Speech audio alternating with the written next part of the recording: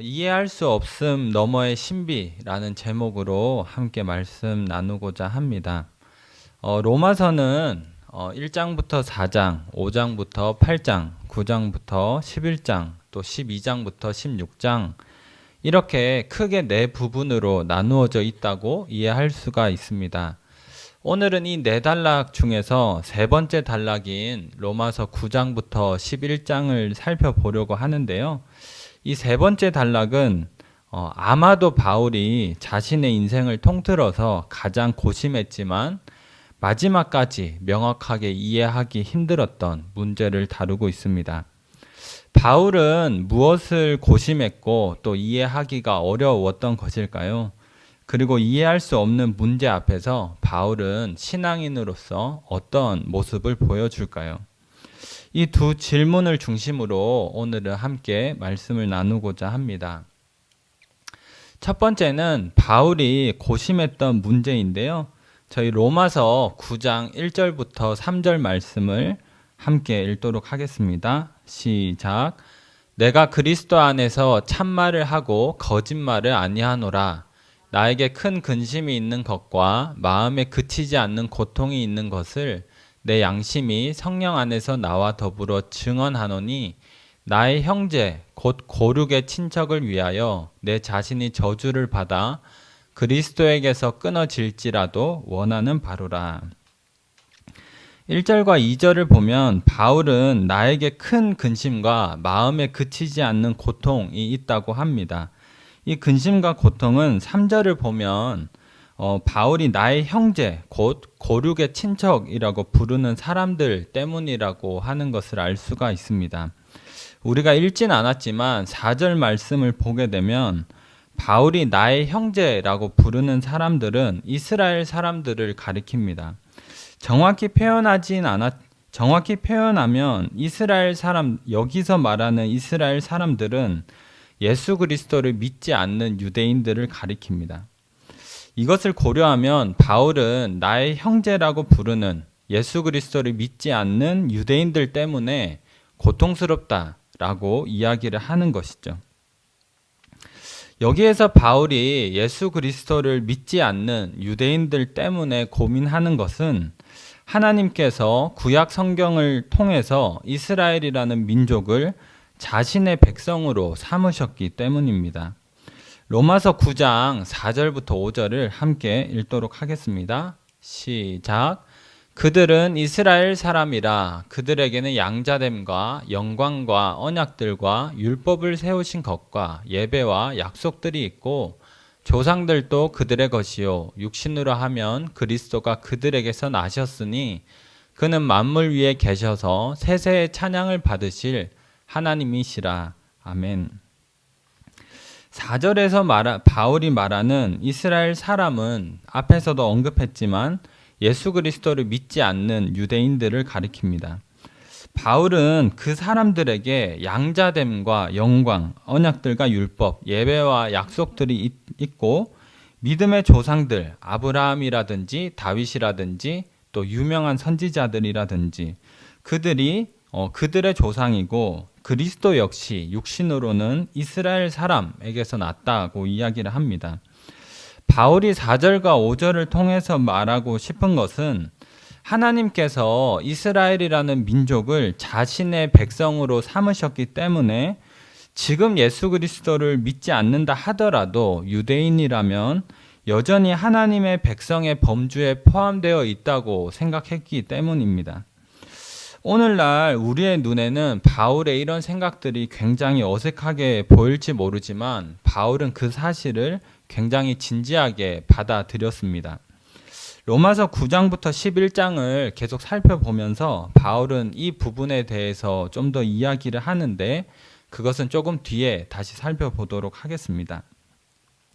또 한 가지 이야기를 할 것은 바울은 당연히 하나님께서 예수 그리스도를 보내셨고 예수 그리스도를 믿지 않는다면 하나님의 백성이 될 수 없기 때문에 아무리 하나님께서 자신의 백성으로 삼으신 유대인이라 하더라도 예수 그리스도를 믿지 않으면 하나님의 백성이 될 수 없다라고 하는 것을 잘 알고 있었습니다.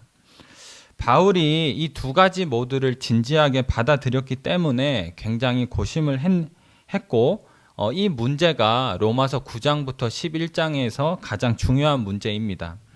그래서 다시 한번 정리를 하자면 바울은 구약 성경을 기준으로 보면 나의 형제라고 부르는 이 유대인들이 지금 예수 그리스도를 믿지 않는다 하더라도 하나님께서 자신의 민족으로 자신의 백성으로 삼으신 백성들이고 여전히 그들은 하나님을 믿고 있기 때문에 하나님의 백성의 범주에서 들어가야 한다라고 생각을 합니다. 그렇지만 동시에 바울은 예수 그리스도를 기준으로 아무리 하나님께서 자신의 백성으로 삼으신 사람들이라 하더라도 예수 그리스도를 믿지 않으면 하나님의 백성의 범주에 들어갈 수 없다라고 생각을 했습니다. 이 두 가지 모두 바울은 굉장히 진지하게 받아들였고 그 당시의 사람들도 이 문제를 가지고 어떻게 생각해야 될까라고 나름의 대답들을 하는데 바울은 그 대답에서 만족을 얻을 수가 없었습니다. 사람들이 어떤 대답을 했냐면 첫 번째로는 구약에서 말씀하셨던 하나님의 말씀이 취소된 것이다 이렇게 이야기를 했습니다. 로마서 9장 6절을 함께 읽도록 하겠습니다. 시작. 그러나 하나님의 말씀이 폐하여진 것 같지 않도다. 이스라엘에게서 난 그들이 다 이스라엘이 아니요. 바울이 하나님의 말씀이 폐하여진 것 같지 않다라고 말하는 것은 그렇게 말하는 사람들이 있었다는 것입니다. 이 사람들은 구약 성경에서 하나님께서 이스라엘이라는 민족을 자신의 백성으로 삼으셨지만 그 말씀들은 예수 그리스도를 기점으로 취소되었다 이렇게 말을 한 것이죠. 그래서 구약에서 하나님께서 말씀하신 그 말씀들은 더 이상 적용이 되지 않고 예수 그리스도가 온 이상 이제는 예수 그리스도를 믿는 것만으로 하나님의 백성이 되는 유일한 길이다라고 말을 했습니다. 그리고 또 어떤 대답을 했냐면 하나님께서 자기 백성 유대인들을 버리셨다라고 대답을 또 했습니다. 로마서 11장 1절을 함께 읽도록 하겠습니다. 시작. 그러므로 내가 말하노니 하나님이 자기 백성을 버리셨느냐? 그럴 수 없느니라. 나도 이스라엘인이요 아브라함의 씨에서 난 자요 베냐민 지파라. 1절에서도 마찬가지로 바울은 하나님께서 자기 백성을 버리셨느냐? 그럴 수 없다라고 이야기를 하는데 그렇게 말을 한다는 것은 누군가는 하나님께서 한때 자신의 백성으로 삼았던 이 이스라엘을 버렸다라고 말을 했다는 것입니다. 여기에서 자기 백성이라고 하는 것은 예수 그리스도를 믿지 않는 유대인들을 포함하는 이스라엘 민족 전체를 말하는 것이죠. 그래서 이렇게 말하는 사람들은 하나님께서 이전의 백성들은 버리셨고 예수 그리스도를 믿는 사람들, 이 새로운 사람들만을 하나님의 백성으로 삼으셨다라고 주장을 하는 것입니다. 근데 바울은 그럴 수 없다라고 이야기를 합니다.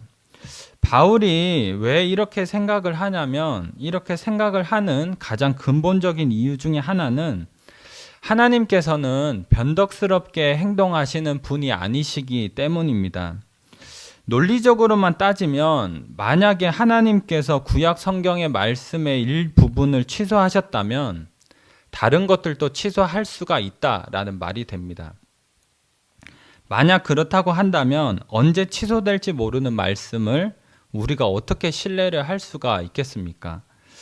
마찬가지로 하나님께서 자기 백성을 버리실 수 있다면 언제든지 새로운 백성을 버리실 수 있다라는 이야기가 됩니다. 그렇다고 한다면 언제 버려질지 모르는데 어떻게 하나님이 붙드신다는 그 약속을 신뢰할 수가 있겠습니까? 바울은 하나님께서 신실하시고 일관되고 변덕스럽게 행동하시는 분이 아니라고 믿었기 때문에 하나님의 말씀이 취소되었다거나 하나님이 한번 자기 백성으로 삼으셨던 사람들을 버리셨다고 생각을 하지 않는 것입니다. 그래서 바울은 하나님께서 구약 성경을 통해서 자기 백성을 삼으셨지만 예수 그리스도를 믿지 않는 이 유대인들의 문제로 굉장히 고심을 하고 있는 것이죠. 이 문제에 대해서 바울은 어떻게 생각을 하고 어떻게 결론을 내리고자 했을까요? 그것을 두 번째에서 나눠보고자 합니다. 두 번째는 복잡한 문제에 대한 복잡한 바울의 대답입니다. 바울이 고심했던 문제가 복잡한 만큼 바울의 대답도 간단하지는 않습니다. 첫 번째 대답을 살펴보자면 남은 자만 구원은 받는다라는 것입니다. 로마서 9장 6절 말씀인데요. 저희 같이 한번 읽도록 하겠습니다. 시작. 그러나 하나님의 말씀이 패하여 진 것 같지 않도다. 이스라엘에게서 난 그들이 다 이스라엘이 아니움. 바울이 가장 먼저 하는 대답은 이 이스라엘에게서 난 그들이 전부 진짜가 아니다라는 것입니다. 여러 가지 예를 들지만 가장 명확하게 나타나는 부분은 로마서 9장 27절인데 제가 한번 읽겠습니다. 또 이사야가 이스라엘에 관하여 외치되 이스라엘 자손들의 수가 비록 바다의 모래 같을지라도 남은 자만 구원을 받으리니. 바울은 이사야를 인용하면서 이스라엘 자손들의 수가 바다같이 많더라도 결국에는 남은 자, 그러니까 진짜만 구원을 받을 거야 라고 이야기를 하는 것입니다.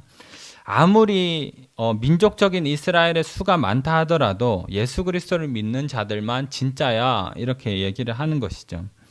로마서 11장 4절과 5절에서도 이것을 이야기합니다. 제가 한번 읽겠습니다. 그에게 하신 대답이 무엇이냐? 내가 나를 위하여 바알에게 무릎을 꿇지 아니한 사람 7,000명을 남겨두었다 하셨으니 그런즉 이와 같이 지금도 은혜로 택하심을 따라 남은 자가 있느니라고 합니다.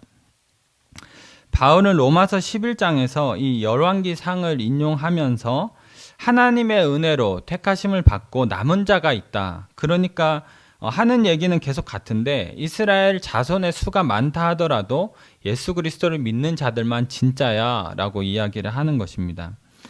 이렇게 이해를 하면 바울은 예수 그리스도를 믿는 유대인들만 하나님의 백성이고 예수 그리스도를 믿지 않는 유대인들은 아니라고 생각하는구나 라고 생각한다는 것을 알 수가 있습니다. 여기에서 바울이 대답을 마쳤더라면 오히려 명확했을 텐데 로마서 9장부터 11장을 읽어보면 바울은 정반대의 대답을 또 하기도 합니다. 바울의 두 번째 대답은 온 이스라엘이 구원을 받을 것이다 라고 하는 것입니다. 로마서 11장 11절을 함께 같이 읽도록 하겠습니다. 시작. 그러므로 내가 말하노니 그들이 넘어지기까지 실족하였느냐? 그럴 수 없느니라. 그들이 넘어짐으로 구원이 이방인에게 이르러 이스라엘로 시기나게 함이니라. 여기에서 그들이라고 하는 것은 믿지 않는 유대인들을 가리키고 넘어지기까지 실족하였느냐는 말은 하나님의 백성에서 완전히 배제되고 벗어났느냐 하는 것입니다. 그래서 11절을 보게 되면 바울은 하나님께서 구약 성경을 통해서 이 이스라엘이라는 민족을 자기 백성으로 삼으셨기 때문에 지금 예수 그리스도를 믿지 않는다고 해도 완전히 하나님의 백성에서 배제된 것은 아니다라고 이야기를 하는 것입니다. 예수 그리스도를 믿지 않아도 괜찮다는 것이 아니라 지금 당장 믿지 않는다고 해서 하나님께서 백성이 아니다라고 바로 배제시키고 제외시키지 않으셨다고 하는 것이죠. 또 바울은 이렇게 이야기를 하는데 로마서 11장 24절입니다. 저희 함께 읽도록 하겠습니다. 시작. 내가 원 돌 감람나무에서 찍힘을 받고 본성을 거슬러 좋은 감람나무에 접붙임을 받았으니 원 가지인 이 사람들이야 얼마나 더 자기 감람나무에 접붙이심을 받으랴. 바울은 이방인들 중에서 예수 그리스도를 믿고 하나님의 백성이 된 사람들은 이전에 하나님의 백성이라고 불리는 이스라엘 민족을 대체하는 것이 아니라 접붙임을 받은 것이다 라고 이야기를 합니다. 그러니까 하나님의 백성은 이전에 어떤 취소되거나 버려져서 대체된 것이 아니라 접붙임을 받았다라고 하는 것이죠. 결코 대체된 것이 아니다라고 설명을 하는 것입니다. 그러면서 하나님을 모르던 이방인들도 예수 그리스도를 믿고 하나님의 백성이 되었다면 원래 하나님을 알고 원래 하나님께서 자신의 백성으로 삼으셨던 사람들이라면 얼마나 더 쉽고 확실하게 접붙이심을 받을 수 있겠느냐, 하나님의 백성이 될 수 있겠느냐라고 이야기를 합니다. 그래서 바울은 이 문제를 가지고 고민을 하다가 남은 자만 구원을 받는다라고 결론을 내지 않고 온 이스라엘이 구원을 받을 것이다 라고 결론을 내립니다. 로마서 11장 26절을 보면 그리하여 온 이스라엘이 구원을 받으리라고 결론을 내립니다. 그러니까 여기에서 온 이스라엘도 지금 현재 예수 그리스도를 믿지 않는 유대인들을 포함하는 이스라엘을 가리킵니다. 그래서 결국 했던 이야기를 계속 반복하자면 바울은 지금 예수 그리스도를 믿지 않는 유대인이라 하더라도 하나님의 백성에서 완전히 배제된 것이 아니고 하나님을 모르던 이방인보다도 훨씬 더 쉽고 확실하게 하나님의 백성이 될 수 있다. 그들이 구원을 받을 수 있다. 그렇기 때문에 남은 자만 구원받는 것이 아니라 온 이스라엘이 구원을 받게 될 것이다 라고 이야기를 하는 것입니다. 여기까지 이제 전체 정리를 하도록 하겠습니다. 바울이 자신의 평생을 가지고 가장 고심했던 문제 중에 하나는 하나님께서 구약 성경을 통해서 자신의 백성을 삼으셨지만 동시에 예수 그리스도를 믿지 않는 자신의 형제라고 부르는 그 유대인들을 과연 어떻게 생각해야 하느냐. 하나님께서는 신실하시고 일관되고 변덕스러운 분이 아니시기 때문에 하셨던 말씀을 취소하지도 않으시고 한번 자기 백성으로 삼으셨던 이 백성들을 버리시지도 않으시고 대체하지도 않으시는데 지금 예수 그리스도를 믿지 않는 모습을 보이는 이 유대인들을 어떻게 생각해야 하느냐라는 문제를 가지고 상당히 고민을 했습니다. 그래서 구약 성경을 기준으로 보면 그들은 완전히 하나님의 백성에서 배제가 된 것이 아닌 것처럼 느껴지지만 동시에 예수 그리스도를 기준으로 보면 그들은 하나님의 백성이 아닌 것처럼 보여집니다. 바울은 이 두 가지를 잘 알고 있었고 이 두 가지를 진지하게 받아들였다라고 하는 것입니다. 이렇게 문제가 복잡한데 그래서 바울의 대답도 복잡합니다. 한쪽에서 보면 하나님께서 자기 백성으로 삼으신 민족이라 하더라도 예수 그리스도를 믿지 않으면 끝이다. 남은 자가 아니다 라는 대답을 하기도 하면서 동시에 다른 쪽으로는 그들이 지금은 믿지 않지만 완전히 배제된 것이 아니고 하나님이 자기 백성으로 삼으셨던 민족이기 때문에 너무나 확실하게 백성이 되고 구원을 받을 것이다. 결국에는 온 이스라엘이 구원을 받을 것이다 라는 정반대의 대답을 내립니다. 종합해 보면 바울은 이 믿지 않는 유대인들을 잠정적인 하나님의 백성인 것처럼 얘기를 하다가 또 아닌 것처럼 얘기를 합니다. 또 그들은 또 하나님께서 이스라엘 중에서 남은 자에게만 은혜를 베푸신 것처럼 얘기를 하다가도 또 아닌 것처럼 얘기를 하기도 합니다. 바울의 대답이 이렇게 일관되지 않은 것은 이 문제가 바울에게는 굉장히 복잡하고 동시에 어려운 문제였다라고 하는 것을 보여주는 것이죠.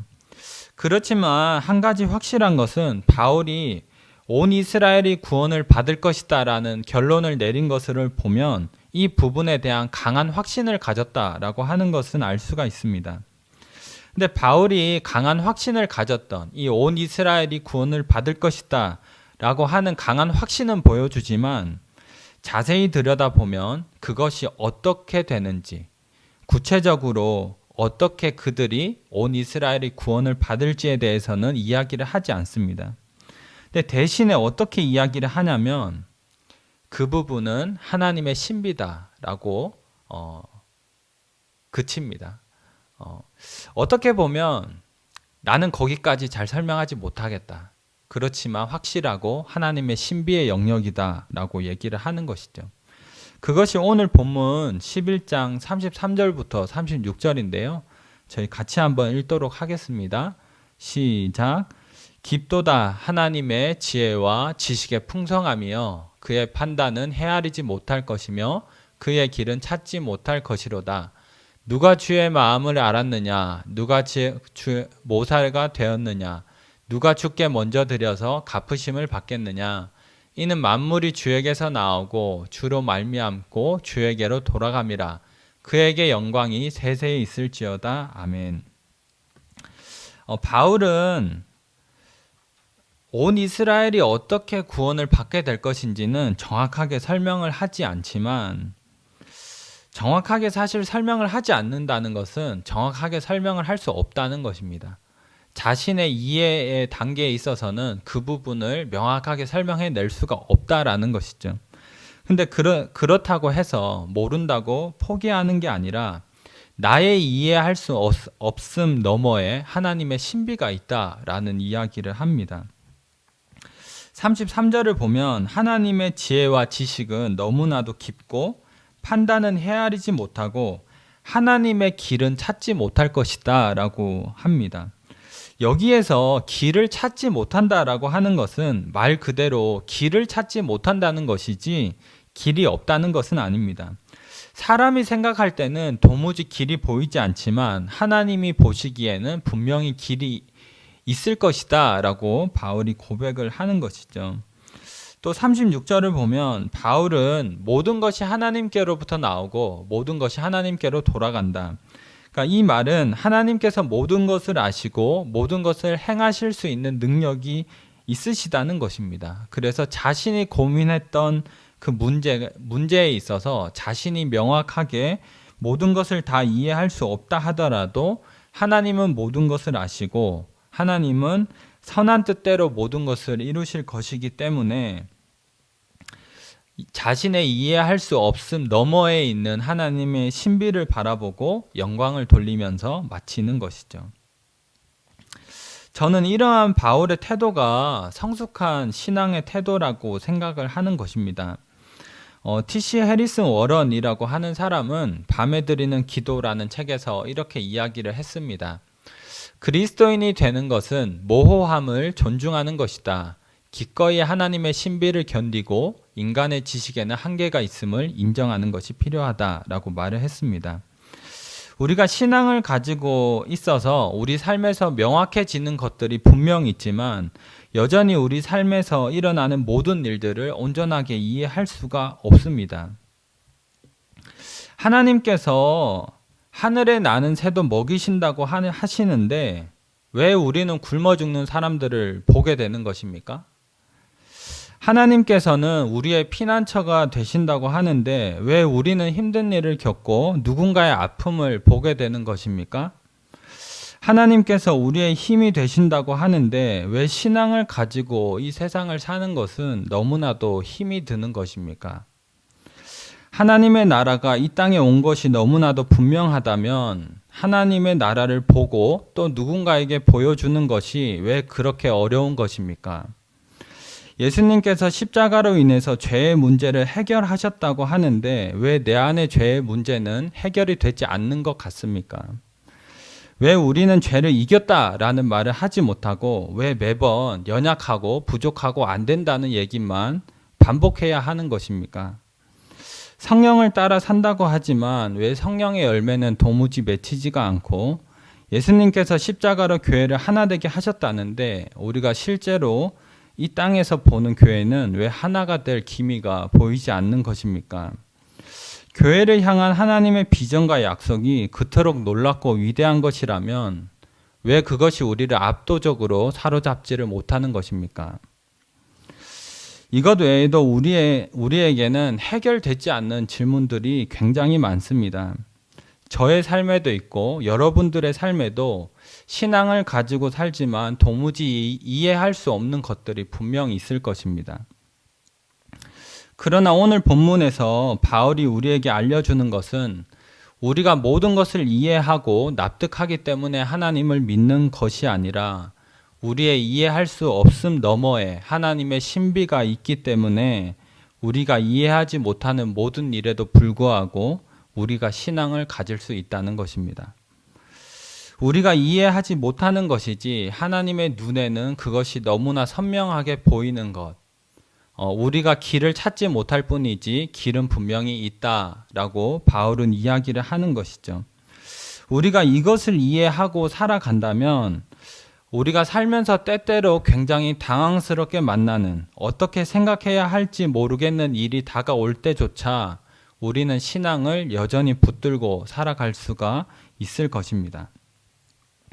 이제 결론을 맺도록 하겠습니다. 고대 그리스 철학자 소크라테스는 이런 말을 했다고 합니다. 무지를 아는 것이 곧 아는 것의 시작이다 라는 말을 했다고 합니다. 내가 모른다는 것을 아는 것, 그것이 성숙한 지식이라고 하는 것이죠. 일반적인 지식의 차원에서도 모르는 것을 아는 것이 성숙함이지만, 신앙에서도 내가 모른다는 것을 아는 것, 그것은 성숙함이죠. 그리고 신앙은 여기에서 한 발자국 더 나아가서 우리의 이해할 수 없음 너머에 하나님의 신비가 있다. 단순히 내가 모른다는 것에서 나의 한계를 인정하고 끝나는 것이 아니라 나의 이해할 수 없음 너머에 하나님의 신비가 있고, 그것을 우리가 붙잡을 때 모호하고 혼란한 인생을 헤쳐나갈 수 있다라고 말을 해주는 것입니다.